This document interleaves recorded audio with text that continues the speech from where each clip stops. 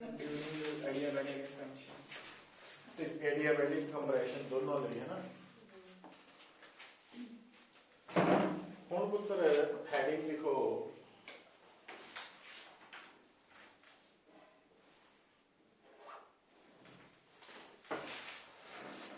bulk modulus of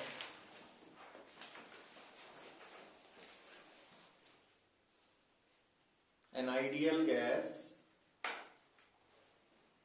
bulk modulus of an ideal gas during adiabatic process.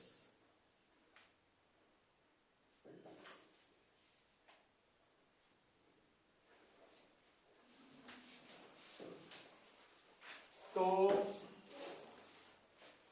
ਜਿਹੜਾ ਐਡੀਆਬੈਟਿਕ process ਹੈ ਜਦੋਂ ideal gas ਨਾਲ ਹੋ ਰਿਹਾ ਤਾਂ ਉਸ ਦਾ ਬਲਕ ਮੋਡੂਲਸ ਤੁਹਾਨੂੰ ਯਾਦ ਹੋਏਗਾ ਕਿ ਲਾਸਟ ਟਾਈਮ ਆਪਾਂ ਬਲਕ ਮੋਡੂਲਸ ਨਿਕਾਲਿਆ ਸੀ ਡਿਊਰਿੰਗ ਆਈਸੋਥਰਮਲ ਪ੍ਰੋਸੈਸ। तो फार्मूला लिखा सी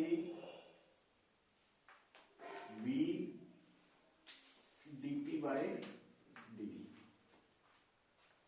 इतों शुरू किया सी आइसोथर्मल ले भी और ਉਹਦੇ प्रूव किया ਸੀਗਾ कि bulk modulus of ideal gas during isothermal process pressure ਦੇ बराबर ਹੁੰਦਾ। तो ਹੁਣ ਆਪਾਂ एडियाबैटिक ਦੀ ਗੱਲ कर रहे हैं। For an adiabatic process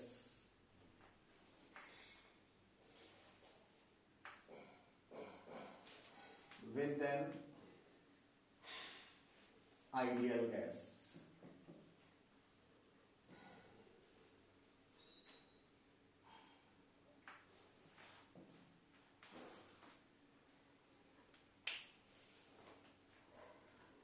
जिदा आइसोथर्मल प्रोसेस ਲਈ PV कांस्टेंट सी एडियाबैटिक प्रोसेस ਲਈ PV raise to power gamma constant ਹੁੰਦਾ ना।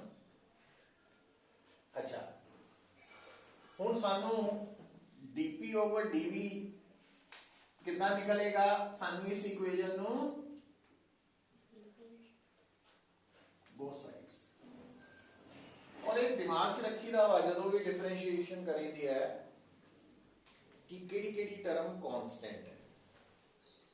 ਹੁਣ ਤੁਹਾਨੂੰ ਇਹ ਪਤਾ ਹੋਣਾ ਚਾਹੀਦਾ ਕਿ ਐਡੀਆਬੈਟਿਕ ਪ੍ਰੋਸੈਸ ਚ प्रेशर वेरिएबल है, वॉल्यूम भी वेरिएबल है, सिर्फ गामा कांस्टेंट है। गामा की वैल्यू मोनोटॉमिकली फिक्स है कितनी 5/3, डायटोमिकली फिक्स है 7/5। तो अभी वेरिएबल है, अभी वेरिएबल है, पावर कांस्टेंट। तो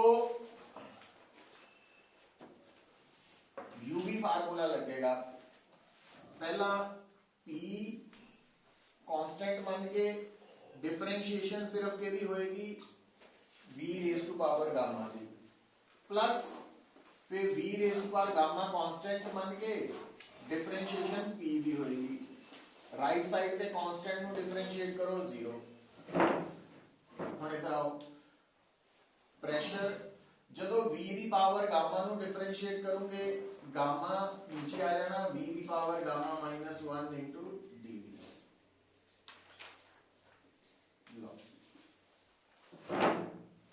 और उन्हें तो ध्यान दियो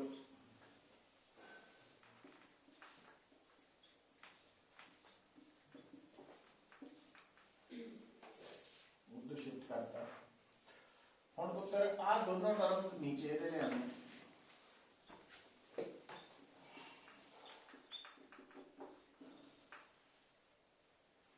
dp over dv अल्लाह भी है।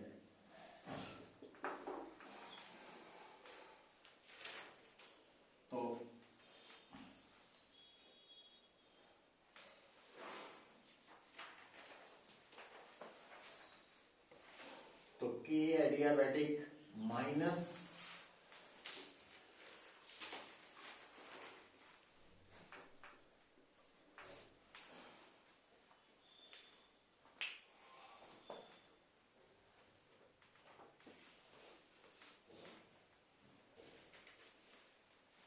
गामा -1 कैसे आया?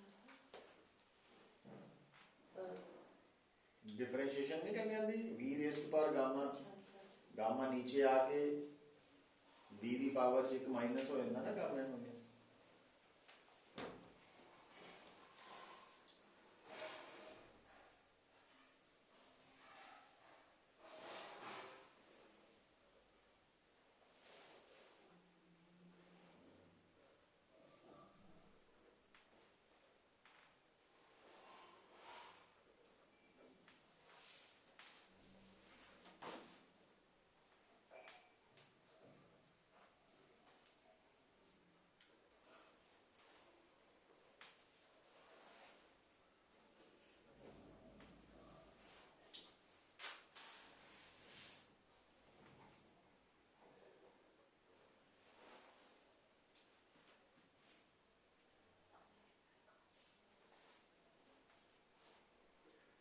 तो जिथे आइडियल गैस का bulk modulus during isothermal process pressure के बराबर सी, during adiabatic process gamma times pressure के बराबर, और क्योंकि गामा ग्रेटर देन 1 है इस करके के एडियाबैटिक के आइसोथर्मल नालों ज्यादा, क्योंकि के आइसोथर्मल प्रेशर है कला, ते के एडियाबैटिक गामा टाइम्स प्रेशर, और गामा ग्रेटर देन 1 होने करके रिजल्ट्स याद रखने हैं, इंपॉर्टेंट है।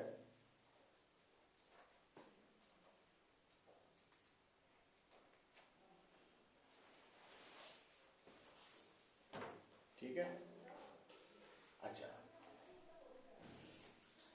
फिर बेटा हेडिंग लिखो,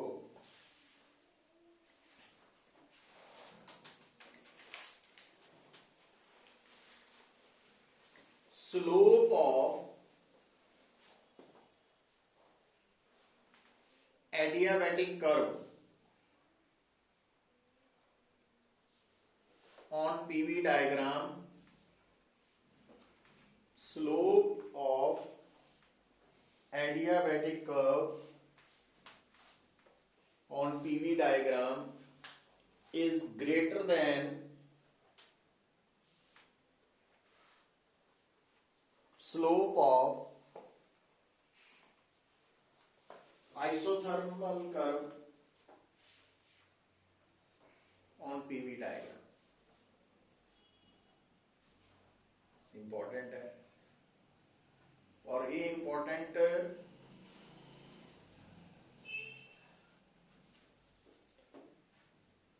यही कंसेप्ट नाल जुड़िया हुआ है, इत्थे निकल आना। देखियो हुण रेपिटेशन ही है, इहदी नहीं लोड़ सानू,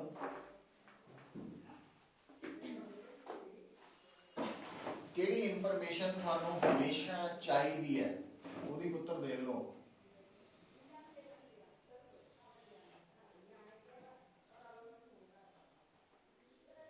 अगर ना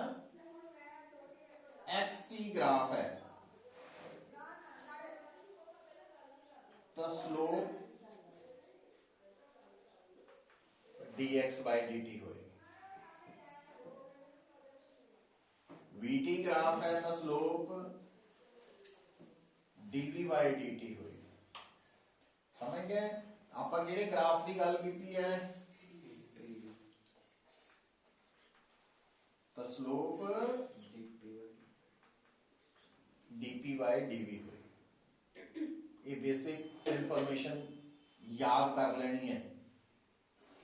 अच्छा हुण उन्हें पहला क्या स्लोप पीवी ग्राफ की तो है पर एडियाबैटिक प्रोसेस ले, हुण एडियाबैटिक च पीवी का रिलेशन आया, वही डिफरेंशिएशन चलते चलते चलते चलते चलते चलते इत्थे पहुंच गए। तो एडियाबैटिक कर्व दे विच dp by dv मतलब स्लोप एडियाबैटिक लिए कितनी आ रही है, minus gamma P over V आ। ठीक है, ते जे आप गल करिए for an isothermal process with an ideal gas, ये ਆਪਾਂ last time ਕੀਤਾ ਸੀ, PV constant है, differentiating both sides, PdV plus VdP is equal to 0, तो VdP is equal to minus PdV, तो dP over dV क्या आ गया, माइनस P over V, तो ये स्लोप है आइसोथर्मल दी, तो आइसोथर्मल दी आ स्लोप है, adiabatic the from equations 1 and 2, तो स्लोप ऑफ एडियाबैटिक ज्यादा होएगी कितनी, गामा टाइम्स स्लोप ऑफ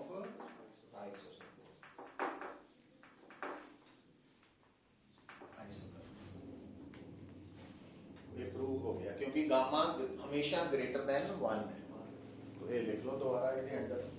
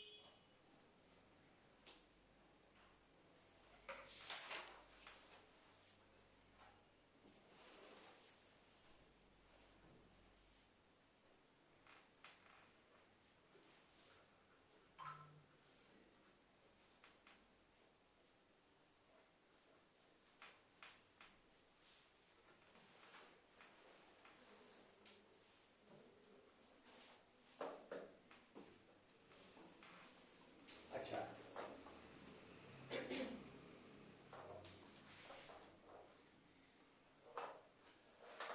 जो पुत्र स्लोप है ना ग्राफ की, जितनी ज्यादा होएगी ग्राफ उतना ज्यादा इंक्लाइंड होएगा, जितनी इंक्लाइंडनेस बढ़ेगी ना, तिखापन मतलब जितनी लाइन हॉरिजॉन्टल वाल होएगी ਉਹਦੀ स्लोप घट है, जितना लाइन ऊपर ਨੂੰ उठेगी इंक्लिनेशन बढ़ेगी, स्लोप भी बढ़ेगी, ये याद रखना। ਹੁਣ ਸਾਨੂੰ ਇਹ ਇਨਫੋਰਮੇਸ਼ਨ ਇੱਕ ਤਾਂ ਡਾਇਰੈਕਟ ਇਨਫੋਰਮੇਸ਼ਨ ਸਾਨੂੰ ਲੋਡ ਪੈ ਸਕਦੀ ਹੈ ਵੀ ਐਗਜ਼ਾਮ ਚ ਕਹਿ ਰਿਹਾ ਕਿ ਸ਼ੋ ਕਰੋ ਐਡੀਆਬੈਟਿਕ ਕਰਵ ਦੀ ਸਲੋਪ ਜ਼ਿਆਦਾ ਹੁੰਦੀ ਹੈ, ਤਾਂ ਉਹ ਪ੍ਰੂਵ ਕਰਤਾ, ਜਾਂ ਐਮਸੀਕਿਊ ਚ ਆ ਜਾਏ ਕਿ ਕਿਹੜੇ ਕਰਵ ਦੀ ਸਲੋਪ ਜ਼ਿਆਦਾ ਵਾ ਕਿਹਦੀ ਘੱਟ ਹੈ, ਉਹ ਇਨਫੋਰਮੇਸ਼ਨ ਇੱਥੋਂ ਆ ਗਈ। ਤੀਸਰਾ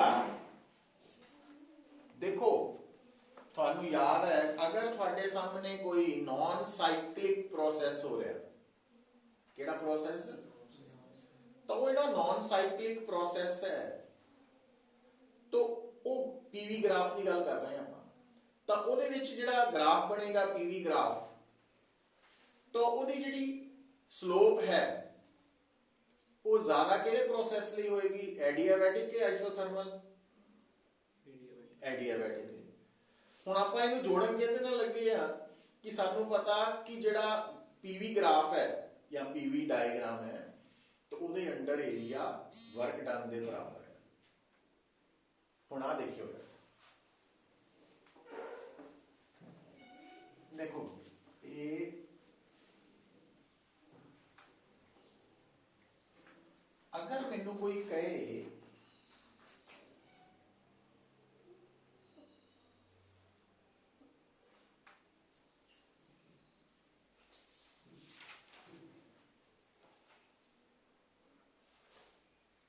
इनिशियल स्टेट है ਆਈਡੀਅਲ ਗੈਸ ਦੀ E। ਹੁਣ ਪਹਿਲੀ ਵਾਰ ਆਪਾਂ ਕੀ ਕਰਨਾ, ਗੈਸ ਨੂੰ ਐਕਸਪੈਂਡ ਕਰਨਾ ਆਈਸੋਥਰਮਲੀ, ਤੇ ਦੂਸਰੀ ਵਾਰ ਅਸੀਂ ਉਸੇ ਗੈਸ ਨੂੰ ਇਨੀਸ਼ੀਅਲ ਸਟੇਟ A ਤੋਂ ਐਕਸਪੈਂਡ ਕਰਨਾ ਐਡੀਆਬੈਟਿਕਲੀ। ਪਹਿਲੀ ਵਾਰ ਆਪਾਂ ਕੀ ਕਰਨਾ, ਦੂਜੀ ਵਾਰ ਐਡੀਆਬੈਟਿਕਲੀ। ਇਹਦਾ ਮਤਲਬ ਚਾਹੇ ਆइसोथर्मली एक्सपैंड होए चाहे एडियाबैटिकली, वॉल्यूम ने की करना इंक्रीज, ताई एक्सपेंशन है, वॉल्यूम ज्यादा होएगा।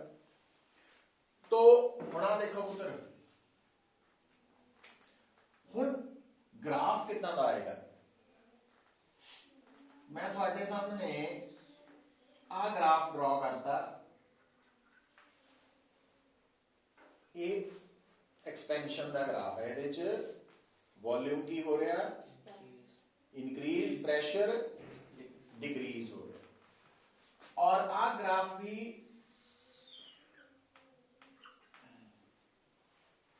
की कर रहे हैं, एक्सपेंड कर रहे है ना, वॉल्यूम बढ़ रहा। अच्छा हुण जे थोड़ा ध्यान दईए ना ग्राफ वाल,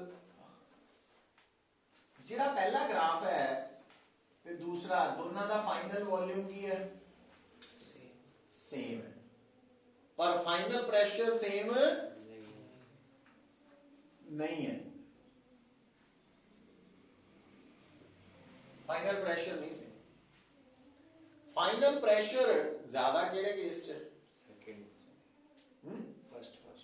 फर्स्ट केस, फर्स्ट केस च। अच्छा हुण देखो, इन्हां दोनों विचों जे मैनूं दसना पै जाए कि आइसोथर्मल ते एडियाबैटिक चों केड़ी एक्सपेंशन आइसोथर्मल है, केड़ी एडियाबैटिक, क्या मैं दस सकदा? स्लोप केदी ज्यादा वा, आ स्लोप ज्यादा, ये कर्वनेस ज्यादा, ये कर्वनेस घट। स्लोप कर्वनेस पे डिपेंड करदी, कर्वनेस नहीं एक्चुअली इंक्लिनेशन, तो यदि इंक्लिनेशन और यदि इंक्लिनेशन घट है, ये स्लोप ज्यादा, ते सानू पता भी स्लोप केड़े कर्व की ज्यादा हुंदी, एडियाबैटिक। ਇਹਦਾ मतलब ਆਪਾਂ ਇੱਥੇ देख के दस सकते हैं कि ये एडियाबैटिक एक्सपेंशन है और आइसोथर्मल एक्सपेंशन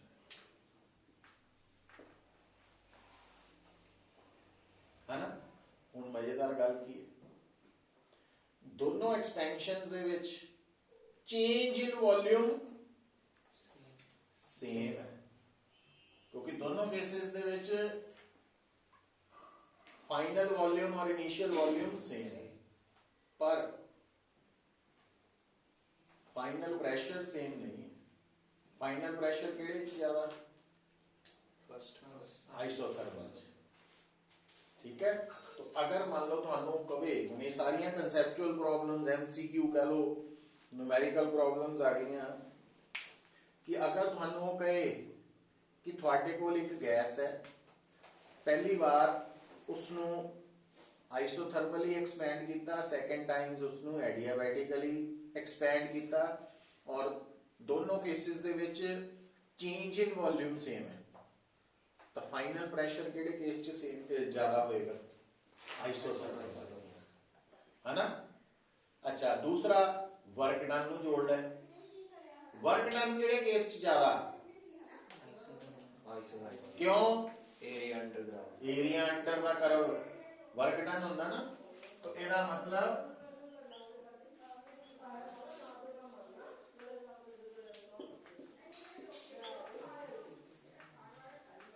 ये आपा केड़ी केस एक्सपेंशन च, तो लिखो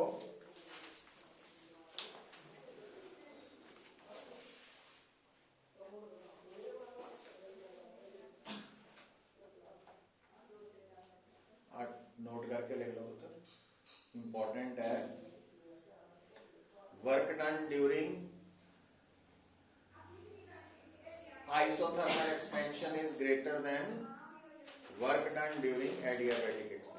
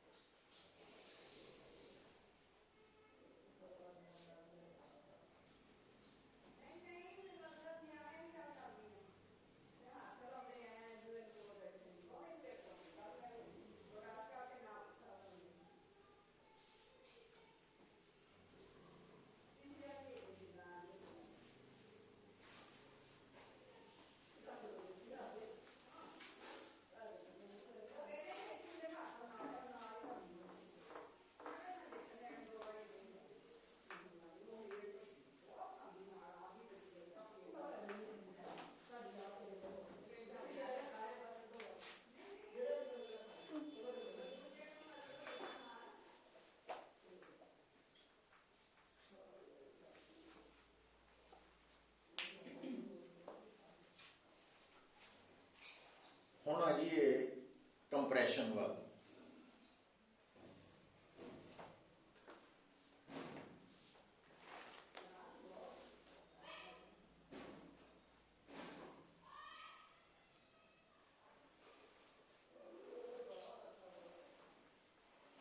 तो आप उत्तर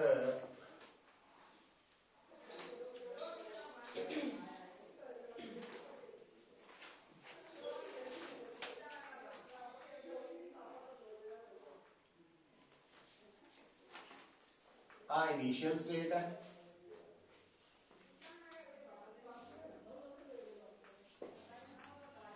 final states.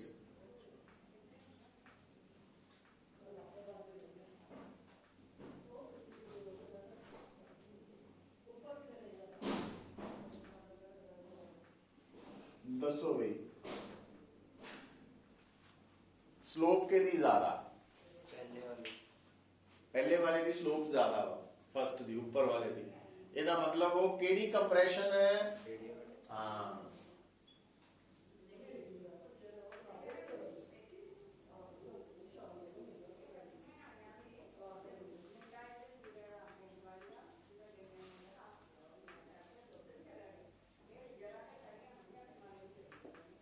Isothermal compression.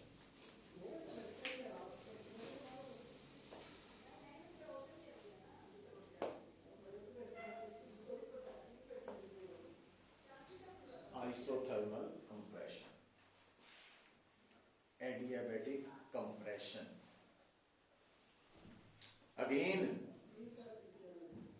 compression के केस च इनिशियल स्टेट्स दोनों प्रोसेसेस दियां सेम है ए, और दोनों केसेस च चेंज इन वॉल्यूम सेम है, पर फाइनल प्रेशर केदा ज्यादा? एडियाबैटिक। उल्ट हो गया ना काम। वर्क डन ड्यूरिंग कंप्रेशन केड़ा ज्यादा?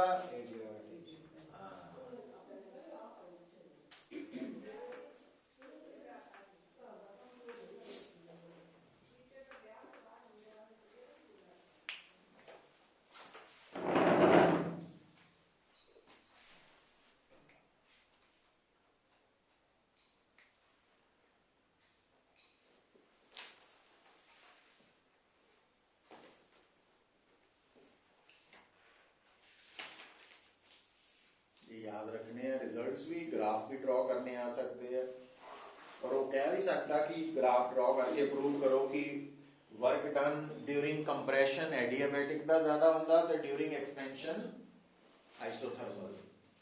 इंपॉर्टेंट है।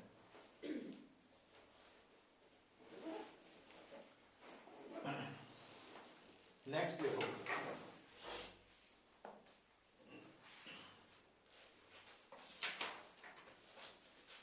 देखो फर्स्ट लॉ ऑफ थर्मोडायनेमिक्स दे नाल चलते हुए असी आइसोथर्मल एडियाबैटिक प्रोसेसेस डिटेल च डिस्कस कर ले। हुण लिखो लास्ट ते limitations of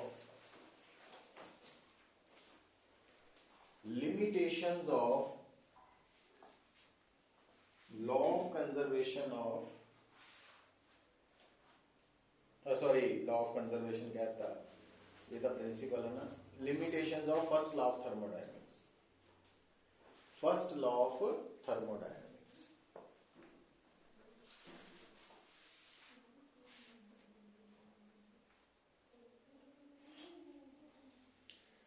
First law of thermodynamics. ਹੁਣ ਸੁਣੋ ਪੁੱਤਰ, limitations ਕਿਸ ਤਰ੍ਹਾਂ ਅਸੀਂ ਦੇਖਣੀਆਂ। First law of thermodynamics based है law of conservation of energy ਦੇ। इस दुनिया ਦੇ ਵਿੱਚ जिन्ने भी प्रोसेसेस हो रहे हैं ਉਹਨਾਂ ਚੋਂ मतलब ਆਪਾਂ ਇੱਕ ਵੀ ਪ੍ਰੋਸੈਸ, ਇੱਕ ਵੀ ਐਗਜ਼ਾਮਪਲ ਇਦਾਂ ਦੀ ਨਹੀਂ ਕਹਿ ਸਕਦੇ ਵੀ ਜਿਹਦੇ ਚ ਅਸੀਂ ਕਹਿ ਸਕੀਏ ਵੀ law of conservation of energy disobey ਹੋ ਰਿਹਾ। तो हर तरह का process law of conservation of energy नू फॉलो कर रहा। ਇਹਦਾ मतलब कि फर्स्ट लॉ ऑफ थर्मोडायनेमिक्स हर जगह ते एप्लीकेबल होना चाहिए वा, हर जगह ते एप्लीकेबल होना चाहिए। पर असी की देखते हैं कि साडे सामने जिन्ने भी प्रोसैसेस है उन्हां विचों एक नूं असीं कह दिंदे आ स्पॉन्टेनियस प्रोसैसेस, अपने आप होने वाले प्रोसैसेस है ना। जिद्दां अपने आप होने वाले प्रोसैसेस दे विच जे असीं अपने नाल जोड़ के गल नूं समझीए तां अपने आप होने वाले प्रोसैसेस स्पॉन्टेनियस है ते अपने आप ना होने वाले नॉन स्पॉन्टेनियस है। ਹੁਣ ਉਹ ਐਗਜ਼ਾਮਪਲ ਅਸੀਂ ਇੱਧਰ ਫਿਜ਼ਿਕਸ ਕੈਮਿਸਟਰੀ ਵੱਲ ਨਹੀਂ ਜਾਂਦੇ, ਆਪਣੀ ਕਲਾਸ ਵੱਲ ਹੀ ਆ ਜਾਂਦੇ ਆ ਕਿ ਕਿਸੇ ਵੀ ਕਲਾਸਰੂਮ ਦੇ ਵਿੱਚ ਅਗਰ ਟੀਚਰ ਪੜ੍ਹਾ ਰਿਹਾ ਔਰ ਮੰਨ ਲਓ ਉਹਨੂੰ ਪ੍ਰਿੰਸੀਪਲ ਨੇ ਬੁਲਾ ਲਿਆ ਜਾਂ 2 ਮਿੰਟ ਲਈ ਉਹ ਕਲਾਸ ਚੋਂ ਥੋੜਾ ਬਾਹਰ ਗਿਆ ਤਾਂ ਉਹਨੂੰ ਕਹਿ ਕੇ ਨਹੀਂ ਜਾਣਾ ਪੈਂਦਾ ਵੀ ਪੁੱਤ ਮੇਰੇ ਪਿੱਛੇ ਰੌਲਾ ਪਾਈਓ। ਆਪਣੇ ਆਪ ਇਨਡਿਸਪਲਿਨ ਕ੍ਰੀਏਟ ਹੋ ਜਾਣਾ, ਕਹਿ ਕੇ ਜਾਣ ਦੀ ਨਹੀਂ ਲੋੜ। पर इनडिसिप्लिन नूं डिसिप्लिन च लियाण लई जोर लाना पैना। मतलब टीचर नूं आके रोला पांदे स्टूडेंट्स नूं चुप कराना पैना, अपने आप नहीं उन्होंने करना। तो मतलब दोनों केसेस च एनर्जी कंजर्व है, पर एक चीज अपने आप हो रही है, एक अपने आप नहीं हो रही। तो इतना क्यों है? तो ਇਹਦਾ ਆਨਸਰ ਫਸਟ ਲਾ ਕੋਲ ਨਹੀਂ ਹੈ। ਫਸਟ ਲਾ ਆਫ ਥਰਮੋਡਾਇਨਮਿਕਸ ਦੇ ਕੋਲ ਇਹਦਾ ਆਨਸਰ ਨਹੀਂ ਹੈ, ਕਿਉਂਕਿ ਦੋਨੋਂ ਵਿੱਚ ਹੀ એનર્ਜੀ ਕੰਜ਼ਰਵ ਹੈ, ਦੋਨਾਂ ਲਈ ਉਹ ਅਪਲਾਈ ਹੋ ਰਿਹਾ, ਪਰ ਇੱਕ 'ਚ ਆਪਣੇ ਆਪ ਹੋ ਰਿਹਾ ਕੰਮ, ਇੱਕ 'ਚ ਆਪਣੇ ਆਪ ਨਹੀਂ ਹੋ ਰਿਹਾ। ਹੁਣ ਇਹਨੂੰ ਆਪਾਂ ਥੋੜਾ ਹੋਰ ਮੋਡੀਫਾਈ ਕਰ ਲਈਏ ਕਿ ਜਦੋਂ ਤੁਸੀਂ ਹੀਟ ਦੀ ਗੱਲ ਕਰਦੇ ਆ ਤਾਂ ਹੀਟ ਕਾइंड ऑफ एनर्जी है, वर्क भी एनर्जी है काइंड ऑफ। पर दोनों च फर्क ये हुंदा पुत्र कि हीट अपने आप वर्क च कन्वर्ट नहीं हुंदी, पर वर्क अपने आप हीट च कन्वर्ट हो जाता। मतलब जदों तुसी ठंड दे विच रबिंग ऑफ हैंड्स भी हत्थां नूं रगड़दे हैं, तुसी काम कर रहे हैं और वो काम अपने आप हथ गर्म करी जा रहा, मीनस हीट च कन्वर्ट हो रहा। पर ਇਹਦਾ उल्ट नहीं होना भी जे मान लो तुसी कहो भी मैं हाथ रगड़ रहा सीगा, रबिंग कर रहा सी तो गर्म हो गए, तो जे आप मान लो हीटर के ऊपर हाथ रख लीए तो अपने आप ऐ चलन लग पैन हीट मिलन नाल, इतना नहीं होना। तो रबिंग हो रहे हैंड्स अपने आप गर्म हो रहे हैं, पर गर्म हुए हाथ अपने आप चलन लग पैन, वो नहीं होना। तो हीट अपने आप वर्क च नहीं कन्वर्ट होनी। तो इदा क्यों? ਇਹਦਾ जवाब भी फर्स्ट ला कोल नहीं। इसी तरह नाल इसी गल नूं इस कॉन्टेक्स्ट भी देख सकते हैं कि जिस तरह मान लो बुलेट फायर की गई तो जो बुलेट फायर हो गई तो बुलेट कोल काइनेटिक एनर्जी है, मैकेनिकल एनर्जी है, और वो बुलेट सामने जाके सपोज एक बहुत बड़ा मैटल फ्रेम लगा सी, ਉਹਦੇ ਚ ਅੰਬੈਡਡ ਹੋ ਗਈ, ਧਸ ਗਈ, और जितना ही बुलेट उस मेटल फ्रेम च धसी, रुक गई, काइनेटिक एनर्जी मैकेनिकल एनर्जी खत्म हो गई, पर वो मेटल फ्रेम गर्म हो जाएगा। मतलब वो की होया, अपने आप मैकेनिकल एनर्जी हीट च कन्वर्ट हो गई। पर जे तुसी कहो कि उस मेटल फ्रेम दे विच धसी हुई एनर्जी जिहड़ी बुलेट है वो धसी हुई है, ते आपां की कीता, थल्ले बर्नर स्टोव बालता, अग लाती, ते मेटल फ्रेम नूं गर्म कर दी है, ते कहिए कि बुलेट अपने आप निकल के फिर पीछे चलने लग पिया। इदां नहीं होना। इदां क्यों नहीं होना? फर्स्ट लॉ के अकॉर्डिंगली तो ये दोनों ही पॉसिबल होने चाहिए, पर एक हो रहा एक नहीं हो रहा, तो उसका जवाब फर्स्ट लॉ कोल नहीं है। थर्ड कि असी देखते हैं कि हीट अपने आप फ्लो करती है from body at higher temperature to lower temperature, पर अपने आप फ्लो नहीं करती फ्रॉम लोअर टू हायर। तो इदा क्यों नहीं हो रहा? तो इन्हां गल्लां दे आंसर्स सानू मिलने आ सैकेंड लॉ। हुण सैकेंड लॉ नूं समझण तो पहला एक बेसिक टर्म समझ लो, वो साडे सिलेबस च डायरेक्ट तो नहीं है बट जरूरी है, केमिस्ट्री च पढ़ी होनी है, एंट्रोपी। एंट्रोपी पढ़ी है, सुनी है? एंट्रोपी की हुंदी है रैंडमनेस नू मेजर करने वाली टर्म। रैंडमनेस, डिसऑर्डरनेस, जिन्हों खिलारा कह देंगे हैं, क्योस, है ना, इनडिसिप्लिन। जिन्ना ज्यादा इनडिसिप्लिन, जिन्ना ज्यादा रैंडमनेस, जिन्नी ज्यादा डिसऑर्डरनेस, उन्नी ज्यादा एंट्रोपी। जिन्नी शांति, जिन्ना डिसिप्लिन, उन्नी घट एंट्रोपी। पर नेचर हमेशा उन्हां प्रोसैसेस नूं फेवर करती है जिन्हां विच रैंडमनेस वधदी है। इस करके तुहाडा कसूर नहीं है भी तुहाडी क्लास च कोई कह के जावे भी रोला पाई हो, अपने आप क्यों पैंदा? क्योंकि नेचर इस चीज नूं प्रैफर करदी।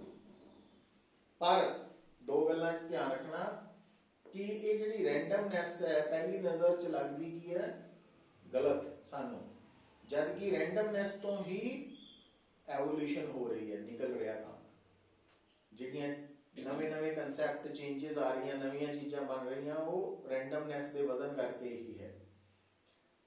हुण पर डिसिप्लिन भी जरूरी है सोसाइटी लिए। वो नहीं भी घर जाके रोला पान लग पो भी सर ने कहता भी रैंडमनेस बढ़ाओ, भी नैचुरल फिनोमिना है ना, तो इदा नहीं आप गल कर सकते। नहीं मतलब वो थोड़ा तो हुण पुत्र जिहड़ा ना वर्क है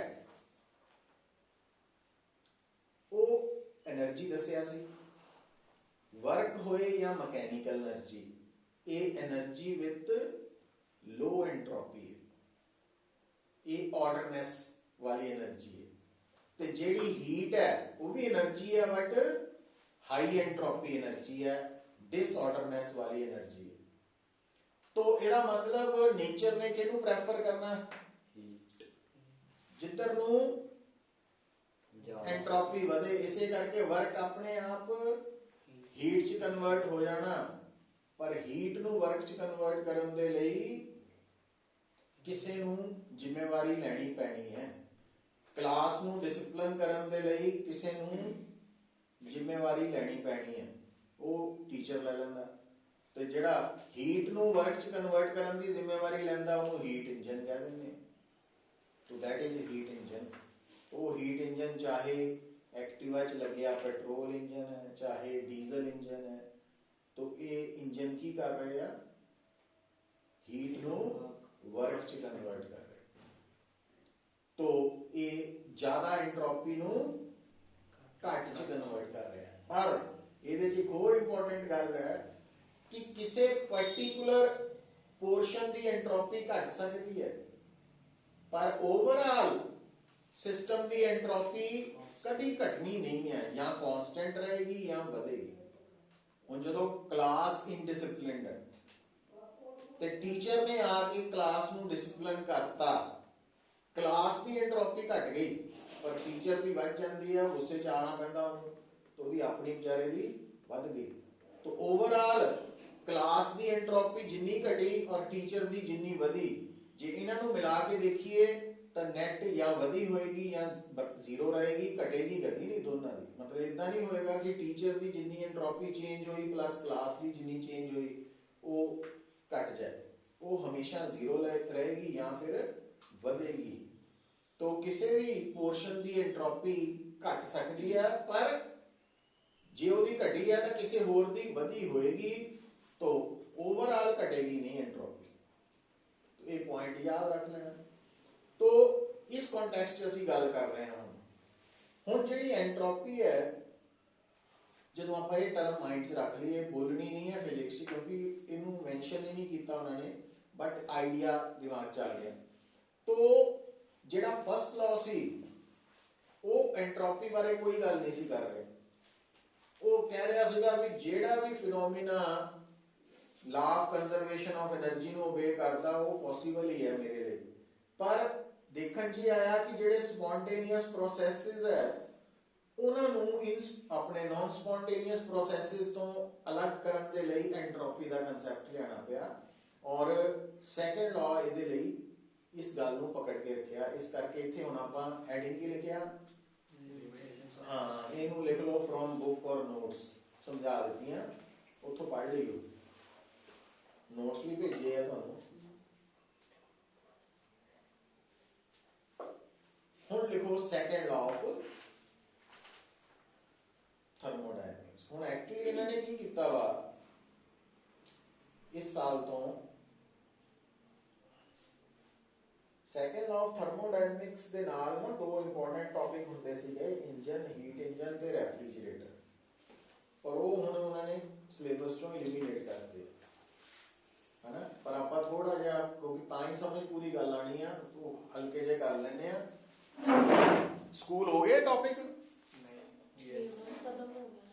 वो कराए कार्नोट हीट इंजन नहीं पता करके दस ना पुत, कराए नहीं वो सारी डेरिवेशन कराई है Carnot heat engine. Yes sir कराई है। तो तू कहीं ना माड़ा जा कराया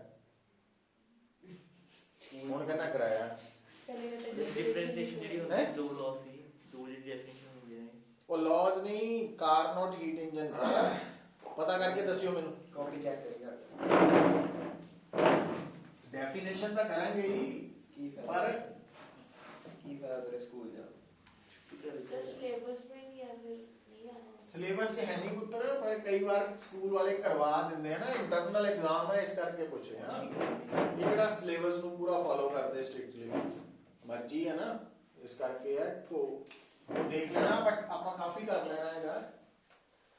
ਆ ਦੇਖੋ ਹੀਟ ਇੰਜਨ, ਕੋਈ ਵੀ ਜਿਹੜਾ ਹੀਟ ਇੰਜਨ ਹੈ ਉਹਦਾ ਕੰਮ ਕੀ ਹੈ, ਹੀਟ ਨੂੰ वर्क और मैकेनिकल एनर्जी च कन्वर्ट करना।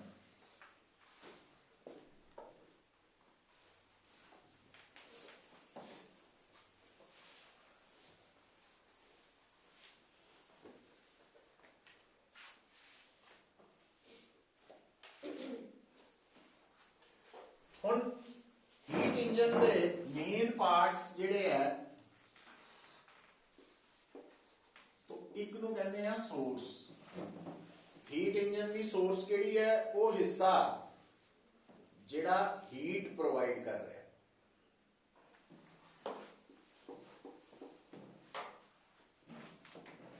ਇਹਦਾ temperature T1 Kelvin, hire temperature T1। ਹੁਣ ਇਹ ਕਿੱਥੇ ਹੁੰਦਾ, जिन्ने भी तुहाडे इंजन है ना, चाहे एक्टिवा च लगा इंजन है, चाहे मोटरसाइकिल दा, कार दा, बस दा, ट्रक दा, एरोप्लेन दा, ये सारे heat engines actually internal combustion heat engine है। मतलब इन्हां इंजन के अंदर एक इदा का पोर्शन बनया वा जिथे आके पेट्रोल, जो पेट्रोल इंजन है ना, तो उत्थे आके पेट्रोल ते हवा मिल के बर्न हो रहे, जल रहे, हीट पैदा हो रही है, कंबस्टन हो रही है। तो इदा ही डीजल इंजन च डीजल हो जाएगा। तो हुण पेट्रोल इंजन दे विच अग लगाने लई कौन जिम्मेवार है? Spark plug. तो जिन्ने पेट्रोल इंजन होंदे उन्हां च स्पार्क प्लग लगे होंदे, तो उहदे करके जिहड़ा पेट्रोल वेपर्स है जिहड़े ते नाल एयर है मिल के बर्न होंदे, वो सोर्स पोर्शन है।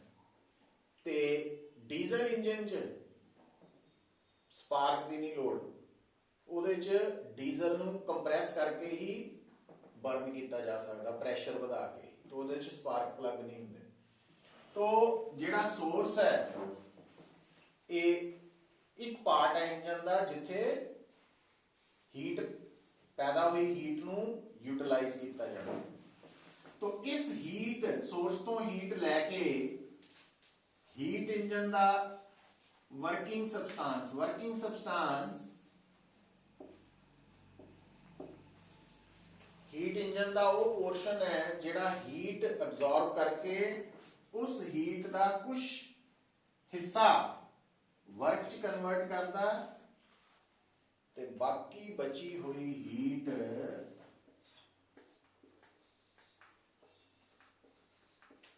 सिंक नूं दे दिंदा। सिंक कौन है?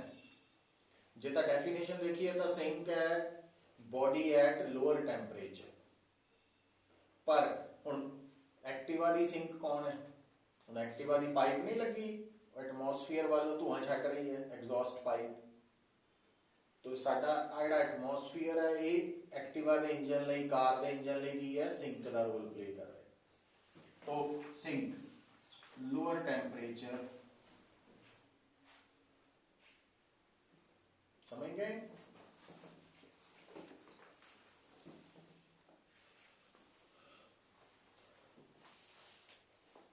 वैसे working सबसटांस solid liquid gas form च हो सकता, पर आ जिहड़े इंजन्स है जिन्हां दी एग्जांपल लैके आपां गल समझ रहे हैं, इन्हां दे विच हवा ही वर्किंग सबसटांस का रोल प्ले करती है। और ये पूरा प्रोसैस जिहड़ा वा वो साइक्लिक हुंदा। मतलब हीट इंजन जिहड़ी हीट नूं वर्क च कन्वर्ट करदा, वो साइक्लिक प्रोसैस है। मतलब हीट नूं वर्क च कन्वर्ट करन तो बाद जिहड़ी वर्किंग सबसटांस दी फाइनल स्टेट है वो इनिशियल स्टेट वाली हो जाती, फिर दोबारा प्रोसैस अगला साइकिल शुरू होता। तो साइक्लिक प्रोसैस दे विच चेंज इन इंटरनल एनर्जी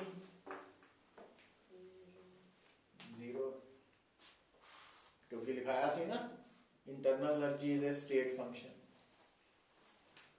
तो cyclic process delta U zero है। अच्छा, हुण अगर असी फर्स्ट लॉ ऑफ थर्मोडायनेमिक्स की गल करिए, जे आपां पूरे साइक्लिक प्रोसैस की गल करते हैं तो डेल्टा यू जीरो है। और क्यू का मतलब की है भी पूरे साइक्लिक प्रोसैस च टोटल हीट। हुण टोटल हीट आ दो आ,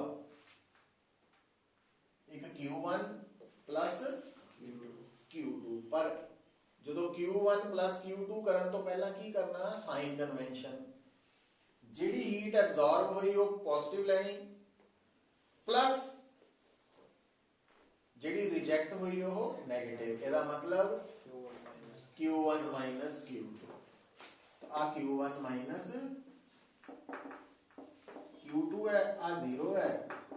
तो इहदा मतलब एक साइक्लिक प्रोसैस च कितना वर्क डन ऑब्टेन होया? Q1 minus Q2। अच्छा, हुण बेटा हीट इंजन दे नाल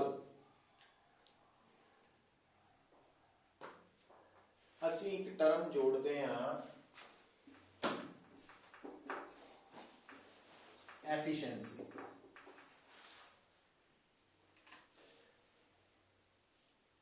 ਐਫੀਸ਼ੀਐਂਸੀ ਦਾ ਮਤਲਬ ਵੀ ਇੱਕ ਸਾਈਕਲ ਚ ਹੀਟ ਇੰਜਨ ਨੇ ਕਿੰਨਾ ਵਰਕ ਕੀਤਾ ਡਿਵਾਈਡਡ ਬਾय कितनी हीट एब्जॉर्ब की थी, सिर्फ एब्जॉर्ब।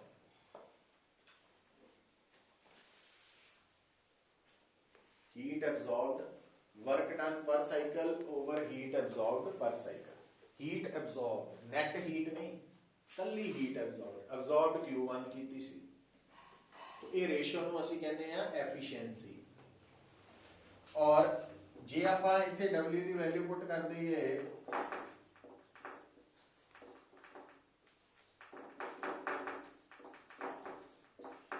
आ हीट इंजन दी आ गई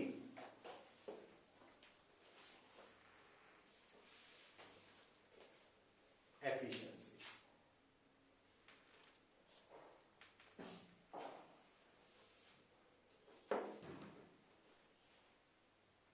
ठीक है, पर हीट इंजन दे विच की देखण चाहता पुत्र गल नूं थोड़ा समझियो। हीट इंजन दे विच वर्किंग सबसटेंस सुनो, वर्किंग सबसटेंस सोर्स तो कितनी हीट एब्जॉर्ब करेगा वो directly proportional to temperature of source है। मतलब जितना ज्यादा T1 होएगा उतनी ज्यादा Q1 होएगी, बराबर नहीं क्या, ज्यादा, डायरेक्टली प्रोपोर्शनल। तो वर्किंग सबसटेंस सिंक ਨੂੰ ਕਿੰਨੀ ਹੀਟ ਦੇਗਾ ਉਹ directly proportional to temperature of sink ਹੈ। ਜਿੰਨਾ ਸਿੰਕ ਦਾ ਟੈਂਪਰੇਚਰ ਜ਼ਿਆਦਾ ਉਨੀ Q2 ज्यादा होगी, बराबर नहीं मैं कह रहा। तो क्योंकि Q1 प्रोपोर्शनल टू T1 है, Q2 प्रोपोर्शनल टू T2 है, रेशो लवांगे तो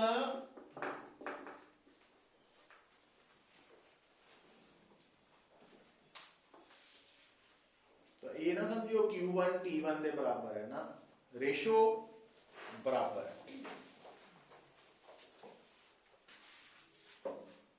ਇਹਦਾ मतलब ਇੱਥੇ ਆਪਾਂ Q2 over Q1 ਦੀ ਜਗ੍ਹਾ ਕੀ ਲਿਖ ਸਕਦੇ ਆ, T2 over T1।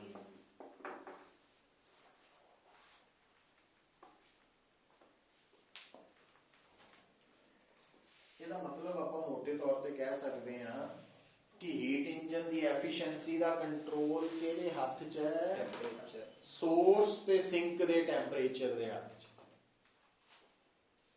कितना टाइम हो गया, छुट्टी टाइम हो गया। बस होने लगा तो खत्म कर लीजिए बस थोड़ा जिहा।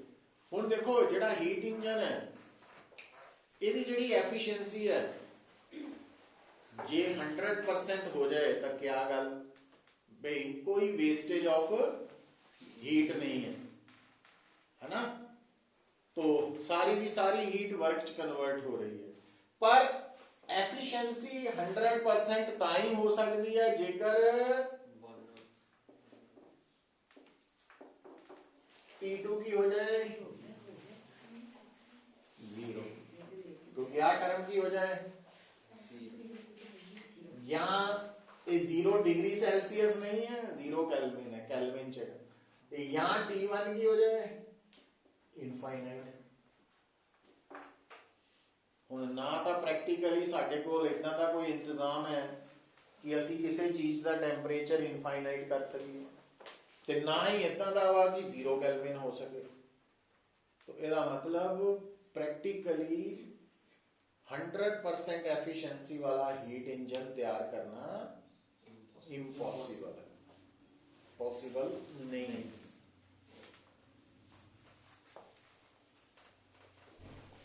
ਹੁਣ देखो ਹੁਣ ਜਿਹੜੇ ਤੁਹਾਡੇ ਐਕਟਿਵਾਜ਼ है ना, ਕਾਰਾਂ ਆ, ਬੱਸ है, ट्रक है, तो ਇਹਨਾਂ ਦੇ ਲਈ ਸਿੰਕ ਦਾ ਐਟਮੋਸਫੀਅਰ। तो ਹੁਣ ਐਟਮੋਸਫੀਅਰ ਦਾ ਟੈਂਪਰੇਚਰ T2 है ना, ਉਹ ਤਾਂ ਕੰਟਰੋਲ ਕਰਨਾ ਸਾਡੇ ਹੱਥ 'ਚ ਨਹੀਂ ਹੈ। ਪਰ ਸਿੰਕ ਦਾ ਟੈਂਪਰੇਚਰ ਅਸੀਂ ਕੰਟਰੋਲ ਕਰ ਸਕਦੇ ਆ, ਪਰ ਉਹ ਵੀ ਕੰਟਰੋਲ ਇਨ ਦਾ ਸੈਂਸ ਕਿਦਾਂ,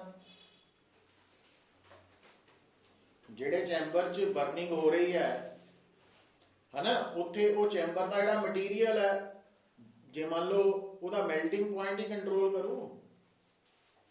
ਹੁਣ ਆਪਾਂ ਇੰਜਨ ਬਣਾ ਲਿਆ, ਉਹਦੇ ਅੰਦਰ ਚੈਂਬਰ 'ਚ ਜਦੋਂ ਟੈਂਪਰੇਚਰ T1 ਅਸੀਂ ਵਧਾਤਾ ਤਾਂ ਉਹ ਮਟੀਰੀਅਲ ਜੇ ਮੈਲਟ ਕਰ ਗਿਆ ਫਿਰ ਤਾਂ ਉਦਾਂ ਹੀ ਗੜਬੜ ਹੋ ਗਈ, ਐਫੀਸ਼ੀਐਂਸੀ ਵਧਾਉਂਦੇ ਵਧਾਉਂਦੇ ਹਨਾ ਇੰਜਨ ਹੀ ਖਰਾਬ ਕਰਤਾ।